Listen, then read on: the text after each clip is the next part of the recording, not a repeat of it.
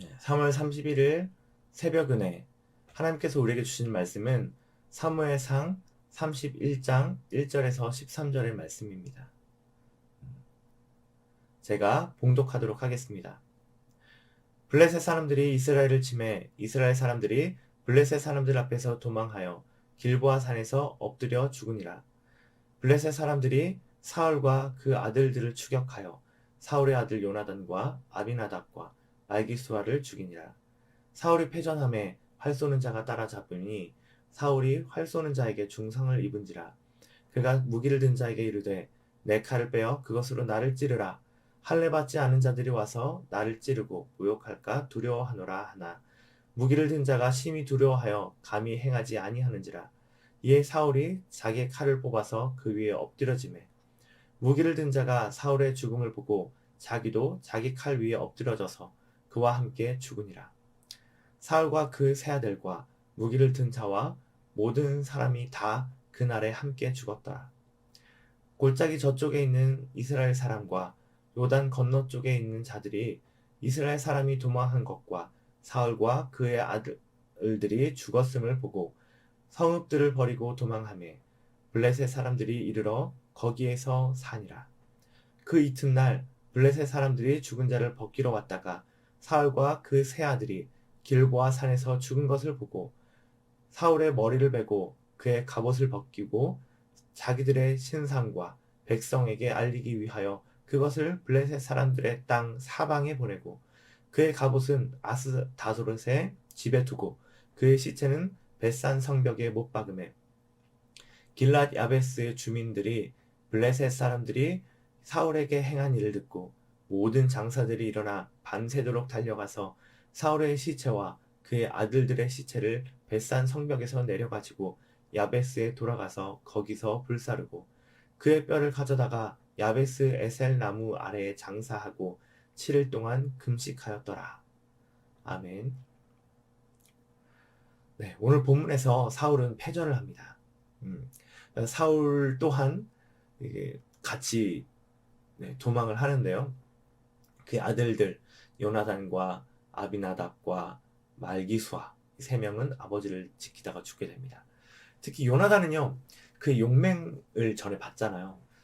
도망하면 살 수도 있었겠지만 혼자서 다윗에게 가서 후위를 도모할 수도 있었겠지만 아버지에 대한 충성을 다하며 아버지를 지키다가 죽게 됩니다. 그리고 이 아들들의 희생에도 이 무색하게 사울은 활 쏘는 자를 이제 활을 맞아서 중상을 입게 됩니다. 여기에서 저는 사울이 좀 뭔가 본인이 대단한 사람처럼 여기는 것 같아요. 그래서 수치를 당하지 않도록 그 전에 나를 죽여라 라고 이렇게 얘기하는데요. 감히 왕을 죽일 만한 종은 없었고 사울은 스스로 칼 위에 엎드려져서 죽게 됩니다. 여기서 우리는 함께 사울이 믿음이 충만한 사람이었다면 어떻게 했을까? 한번 생각해 보면 좋겠어요. 저는 일단 이렇게 쉽게 포기하진 않았을 거라는 생각이 듭니다. 하나님을 믿었다면 물론 전쟁에서 패할 일도 없었겠지만 또 하나님의 뜻에 의해서 패하는 그런 경우도 있었잖아요. 요아스처럼.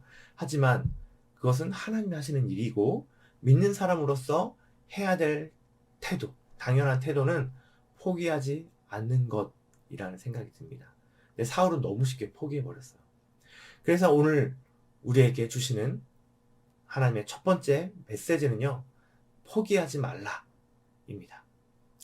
하나님은 이건 내가 잘해서 됐어 라고 생각할 여지가 있을 때보다는 정말 마지막에 도저히 이건 하나님 아니면 이건 기적 아니면 할 수 없는 일 아니야? 라고 얘기할 때 일하시는 그런 분 아니시겠습니까? 그렇게도 많이 일하시는 분입니다.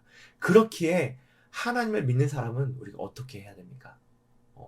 끝까지 포기하지 말아야 합니다. 하나님이 어떤 방법으로 역사하실지 모르기 때문입니다. 그런데 사울은요, 중상을 당해서 바로 포기해버렸습니다. 중상이란 말이 굉장히 위급한 상황을 얘기하는 건데 살아날 수도 있고 죽을 수도 있겠지만 물론 그렇게 포기할 만큼 누가 봐도 죽겠구나 하는 중상이었겠지만 그런 증상임에도 불구하고 포기하지 말라고 하는 것이 너무 현실 도피 아닙니까? 라고 할 수도 있겠지만 하나님이 현실을 초월해서도 역사하실 수 있는 분이기 때문에 우리가 하나님을 믿는다면 포기하지 않아야 하지 않을까요? 그리 아니하실지라도 하나님의 선, 지금 죽게 되더라도 하나님께서 나를 통해 그리고 우리 민족에게 주시는 그런 일들이 있기 때문에 그 죽음을 뭐 믿음으로 받아들여야 될 수도 있겠지만 지금 사울이 하는 포기는요 그런 포기도 아니었어요. 이유가 무엇이었어요? 할례 받지 않은 자들이 나를 능욕할까 찌를까 무서워서. 여기서 할례 받지 않은 자들이라고 하는 이 말은요 이스라엘 사람들이 이방 사람들을 비하해서 하는 말이었어요. 여전히 자기가 높죠. 반면 다윗은 항상 생명의 위협, 모욕, 그런 무시들을 받으며 몇 년을 넘게 도망 다니고 있었습니다. 그래서 포기하지 않고 계속 다윗은 그렇게 계속 도망 다닐 수 있었던 것은 이유가 무엇일까요? 하나님을 믿었기 때문에 그래요. 근데 바로 사울은 포기해버리거든요. 더 고통당할까봐, 더 수치당할까봐 그게 더 두려운 거예요. 사울의 생각에서는 그래도 어떻게 하나님께서 일하지 않으실까? 이 생각 자체가 없는 거예요. 다윗은 절망 중에서 포기하지 않았던 이유가 바로 하나님의 일하심을 믿었기 때문인데 사울은 그렇게 얘기하지 않았죠. 이 말은요 사울이 말로는 하나님이 너를 복주시길 원하노라 하면서 하나님을 막 입에 막 달고 다녔지만 실제로 자기는 하나님을 믿지 않았다는 것을 말해요. 그래서 우리는 어떻습니까? 우리에게도 절망적인 상황이 닥치거나 포기하고 싶은 그런 상황이 있지는 않으세요? 아무리 그런 상황이 어렵다 하더라도 그 상황을 뛰어넘으시는 하나님을 믿으며 여러분도 저도 포기하지 않으면 좋겠습니다. 아무리 길이 좁고 험한 길이라고 할지라도 포기하지 않고 인내하지 않으시는 하나님을 믿으며 우리도 또 포기하지 않고 인내하며 그렇게 나아가면 좋겠습니다. 포기하지 않을 때 결국 하나님이 어떻게 일하실지 나타나게 돼요. 보게 돼요. 그래서 살아계신 하나님을 경험하게 되고 여러분들의 신앙이 더 한층 성장하게 될 거예요. 믿음의 근육을 키운다고 하잖아요. 그 믿음의 근육을 키우는 그 과정이 바로 포기하지 않는 것입니다. 어떤 상황이 오더라도 여러분도 하나님을 믿으며 포기하지 않기를 간절히 바랍니다.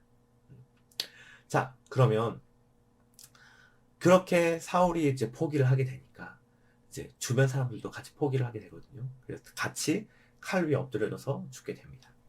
이스라엘 사람들이 다 죽고 이제 도망가게 되고 이제 그곳에 이제 블레셋 사람들이 살게 되었는데 이튿날 사울과 그 아들들이 죽어 있는 것을 보게 됩니다. 바로 목을 베고 목도 보내고 몸을 또 매달아가지고 우리가 이겼다! 사울의 갑옷을 벗겨서 아스다롯의 집이라고 나왔는데 아스다롯 신당에다가 그거를 또 전시하고 이거는 우리 신이 그 이스라엘의 신을 이겼다라고 하는 것을 자랑하는 거거든요. 그런 것들을 이제 하는 것을 나와요.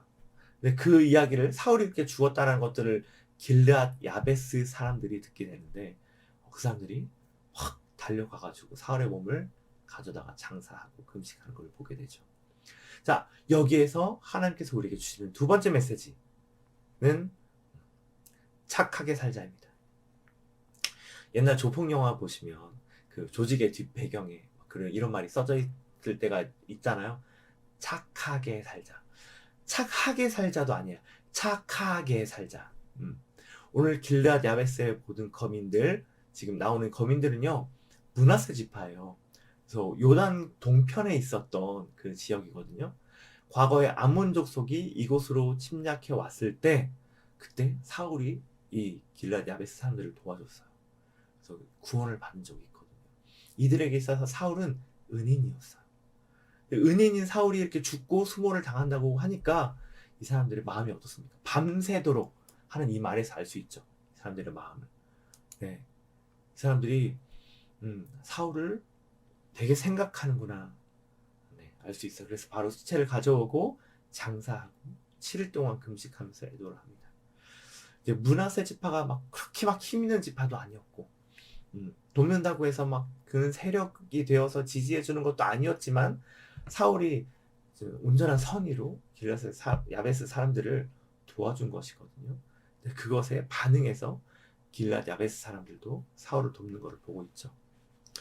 우리도 살아가면서 선행을 베푸는 많은 기회들이 있습니다. 그런 기회를 하나도 놓치지 않고 도와주는 것은 결국 쉽지 않은 일이죠. 주변에 또 제가 듣기에도 도움이 필요한 사람들이 정말 많기 때문에 그렇습니다. 그리고 또 우리의 자원들은 한정되어 있죠. 근데 예수님께서도요, 너희 중에 가장 작은 자에게 한 것이 내게 한 것이라 이렇게 말씀하셨던 것처럼 천국에서 높은 자리를 원한다면 지금 너 이 중에 가장 낮은 자에게 이렇게 잘해주라고 얘기하셨던 것처럼 그렇게 우리도 서로를 도와야 합니다. 여기서 오해할 수 있는 게 착하게 살지 않으며 다른 사람의 부당한 요구를 수용하는 게 착한 건 절대 아닙니다. 내가 선의를 가지고 누군가를 도와주는 것, 그것을 착한 일이라고 말하는 겁니다. 남이 시켜서 하는 착한 일 말고 내가 하는 착한 일들을 하는 모든 우리 행복을 전하는 교회의 성도님들 되셨으면 좋겠습니다. 자, 길랏 야베스의 거민들이요, 밤새도록 달려와서 사울을 돕는 것처럼 우리 인생의 위기가 또 닥쳤을 때 어떤 사람이, 우리가 도와줬던 그 사람 중에 어떤 사람이 어떻게 성장해서 우리를 또 도울지 몰라요. 혹은 그렇지 않다 하더라도 하나님께서 우리의 그런 수고, 우리의 마음을 아시고 여러분들을 도우시고 우리에게 피할 길을 내실 것입니다.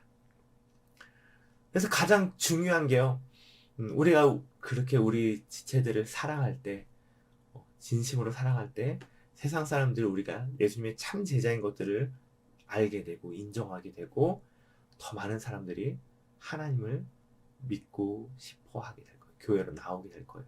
복음이 흥왕해지고 교회가 부흥될 겁니다. 그리고 이 교회 부흥을 통하여서 하나님 나라가 확장되고 열방에 주님의 복음이 전해져서 주님 나라가, 주님 다시 오는 그때가 우리에게 임할 겁니다. 그 시작이 바로 우리 교인들, 우리 행전 모든 교인들의 착하게 살자, 착하게 사는 이것들을 통하여서 시작된다는 것들 명심하며 오늘 하루 하나님과 동행하는 하루 되면 좋겠습니다. 제가 기도하겠습니다. 하나님 아버지 감사합니다. 우리에게 오늘 말씀을 통하여서 메시지 주시니 감사합니다. 주님, 포기하지 않겠습니다. 어떤 어려운 상황이 올지라도 그 상황을 뛰어넘으시는 하나님을 우리가 믿고 있사오니 그 하나님을 믿으며 우리가 끝까지 포기하지 않고 주님을 인내하길 원합니다. 주님, 그럴 때 주님 하나님의 때 하나님의 방법으로 그 역사를 이루실 것들을 믿고 우리가 그 주님을 바라보며 더 성장하겠습니다.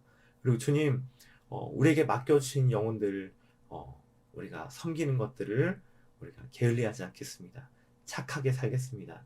주님, 우리의 삶과 동행하여 주시고 그렇게 우리가 선행 베풀며 나아갈 때 주님, 우리도 함께 해주시고 그 사람들에게도 복의 복을 내려주셔서 정말 우리 교인들, 모든 교인들을 통하여서 우리의 선행을 통하여서 주님의 복음이 흥왕해지도록 주님 함께 해주세요. 예수님의 이름으로 기도합니다. 아멘.